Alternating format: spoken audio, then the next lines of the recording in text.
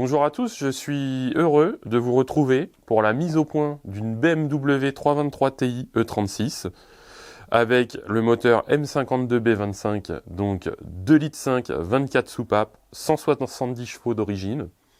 Aujourd'hui, on va voir que le client a décidé de mettre une toute autre admission que le montage habituel des pipes B25 de 325i. Il a commandé une pipe sur le site Laurent Motors avec un papillon en 80 mm. Il a mis des injecteurs en 340 cc sous 3 bars.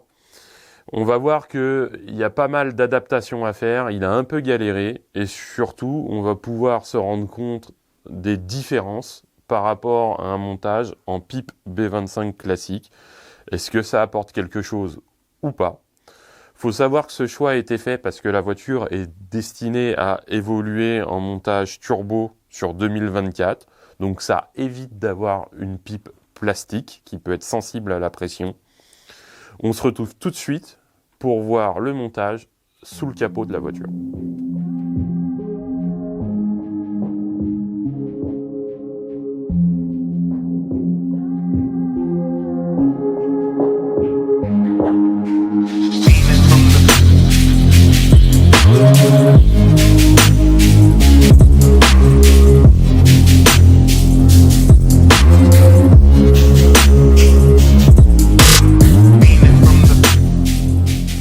Avant de regarder le montage, je voulais faire un tout petit rappel sur les différentes admissions chez BMW. Je sais que vous êtes beaucoup à être au courant, mais pour ceux qui ne le sont pas, dans les premières phases de 36, je pense notamment à la 325i, on avait des admissions au niveau des entrées de culasse les plus larges possibles, avec des conduits courts qui favorisaient la puissance. C'est pour ça que le 325i fait 192 chevaux. Ensuite, sur la deuxième phase de 36, avec l'apparition des moteurs M52, BMW était un peu plus soucieux de la consommation et un peu plus soucieux sur la souplesse moteur. Pour ceci, il a réduit les entrées au niveau de la culasse en apportant un collecteur d'admission bien plus serré et des conduits longs. Ça favorise la disponibilité à bas régime et ça réduit la consommation. C'est aussi pour ça que le 328i 236, donc 2,8 litres de cylindrée, fait 193 chevaux, soit un cheval de plus que le 325i E36. En amenant un collecteur M50 sur un moteur M52, on décale la plage d'utilisation de ce moteur pour aller chercher plus de puissance au détriment de la souplesse et de la consommation.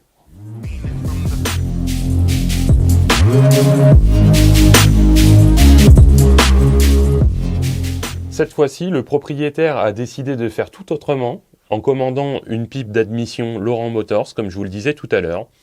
Il y a eu pas mal d'adaptations. On a ici un collecteur entièrement en aluminium, donc qui résistera à la pression pour un montage turbo dans le futur. On a un papillon en 80 mm d'intérieur. Le débitmètre a été conservé pour le moment. Et surtout, on voit que la vanne de régulation de ralenti a été supprimée. Pour nous, on essaiera de gérer un ralenti le plus propre possible. Ça ne va pas être évident, puisque la correction du régime en fonction de la température d'eau ne pourra plus être assurée. C'est le rôle du régulateur de ralenti. On sera obligé donc de corriger ce régime grâce à la vis de butée qui se trouvera ici. Et il faudra qu'on fasse tous les réglages nécessaires dans le calculateur pour que le moteur puisse bien fonctionner. Bien sûr, on sera éloigné du fonctionnement parfait du calculateur à l'origine, mais encore une fois, c'est un véhicule qui est destiné à rouler sur circuit et qui sera utilisé plutôt à 100% de son potentiel.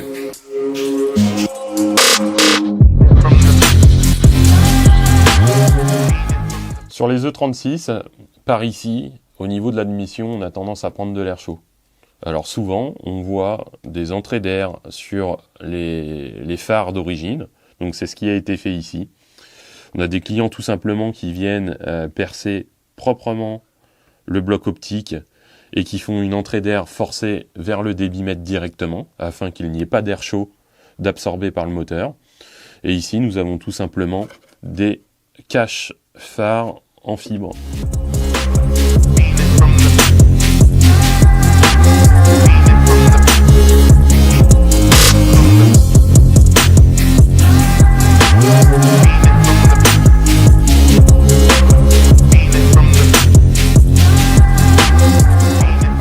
Pour finir, au niveau moteur, on va parler des injecteurs.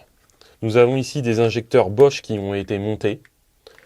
J'attire votre attention sur le fait qu'il y a énormément de copies sur eBay de ces injecteurs-là. Faites très attention car nous ne les acceptons plus en réglage moteur ici. Il y a trop de problèmes. Sur les copies chinoises à bas prix que vous pouvez trouver sur eBay, à peu près 150 € les 8, on a des différences de débit qui sont énormes, qui peuvent entraîner des casses moteurs. Et encore ça, c'est quand tout va bien, parce que la plupart fuient et rendent le moteur complètement irréglable. Donc pour les injecteurs Bosch, je vous donne la référence que le client a montée. Ce sont des injecteurs que vous allez pouvoir trouver à peu près 60 € pièce. Référence 0, 280, 155, 759. Ce sont des 340 cc, des injecteurs qui vont pouvoir suffire pour la plupart de vos montages. Je vous retrouve tout de suite pour le passage au banc. On va regarder un peu ce que ça donne les AFR. On a mis le plein d'éthanol. Normalement, on devrait être très très riche. On va mesurer la puissance et ensuite on corrigera autant de fois que nécessaire. À tout de suite.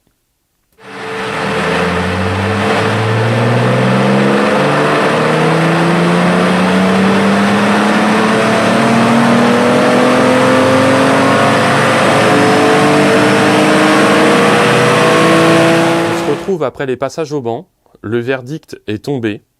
Nous sommes en configuration d'origine au niveau de la programmation sur le calculateur Siemens MS41. Pour rappel, c'est le calculateur qui équipe cette voiture à l'origine.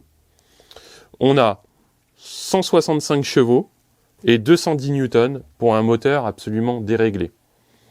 Les AFR ont été mesurés à 9. On est à la limite des ratés. Le moteur ne peut pas donner son potentiel. On va corriger l'injection. On va corriger l'avance d'allumage. Et on va lui permettre d'aller s'exprimer pour voir si on fait mieux qu'avec une pipe M50. Comme à notre habitude chez CarProg, on a placé une sonde de richesse ici. C'est une sonde lambda que l'on trouve d'origine sur certaines voitures. La E36 n'en est pas équipée. On l'appelle aussi sonde AFR. Elle permet de mesurer avec précision la richesse du moteur. On sait si on est trop riche, si on est trop pauvre, et de combien. Ne faites pas régler une voiture si votre metteur au point ne place pas cette sonde.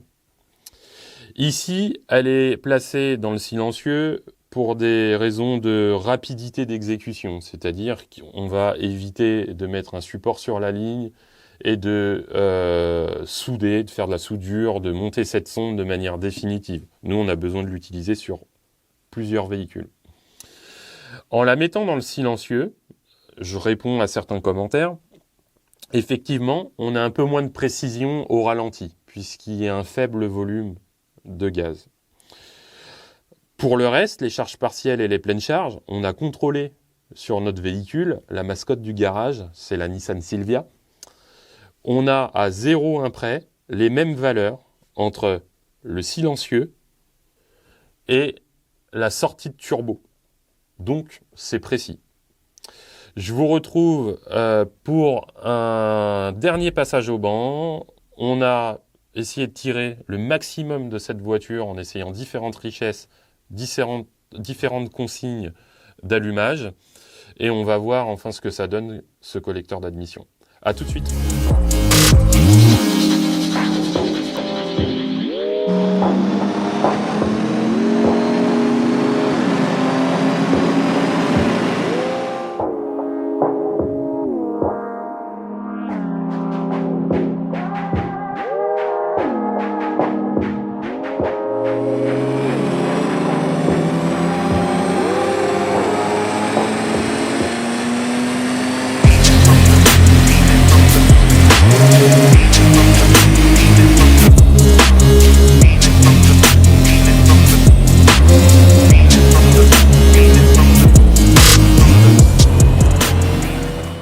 Plusieurs heures de réglage auront été nécessaires pour mettre au point ce moteur. Ça n'a pas été évident puisque la pipe d'admission est vraiment différente. On a un résultat un peu mitigé. Pour rappel, une 323 Ti, ça fait 170 chevaux d'origine au niveau des chiffres constructeurs. On les mesure entre 165 et 170. C'est un moteur qui sort assez bien ces chevaux d'origine. Lorsqu'on met une pipe M50, avec une gestion, on arrive à aller gratter 192-195 chevaux. Aujourd'hui, le résultat n'y est pas. Je vais vous expliquer pourquoi ensuite. Elle est arrivée, elle faisait 163 chevaux et elle repart avec 180 chevaux avec la map éthanol et la prise en compte du collecteur d'admission.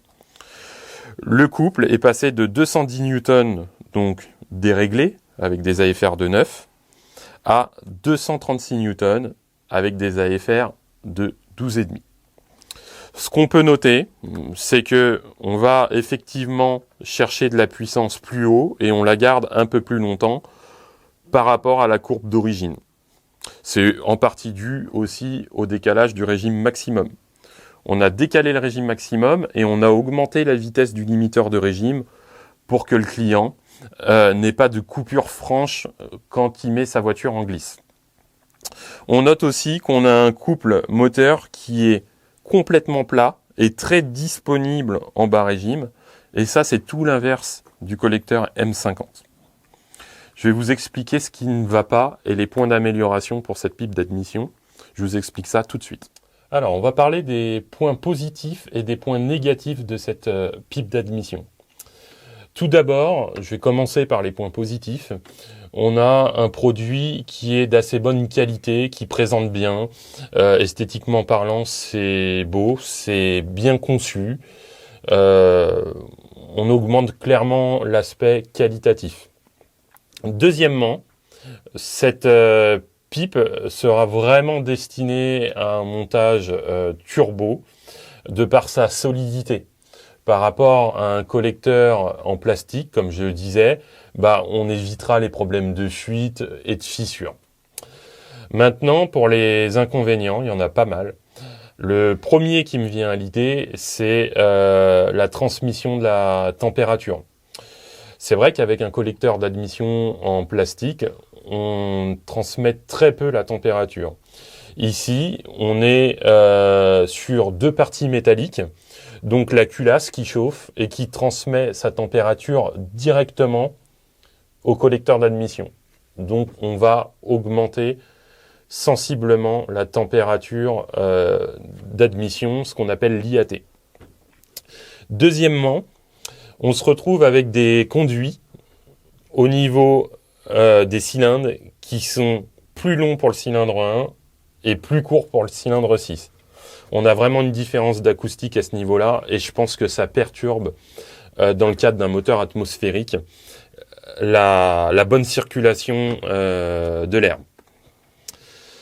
Troisièmement, on se retrouve aussi avec un papillon qui est désaxé. Donc, il est à l'entrée ici et on ne va pas avoir le même cheminement à l'entrée de l'admission pour le cylindre 6 que le cylindre 1. Donc ça vient encore dans la désorganisation du flux d'air. Voilà, j'espère que vous avez apprécié cette vidéo. Je vous invite à vous abonner à la chaîne si vous voulez plus d'explications techniques, suivre nos projets. On a encore quelques belles pépites à vous présenter. Je vous remercie et je vous souhaite une super journée. Au revoir.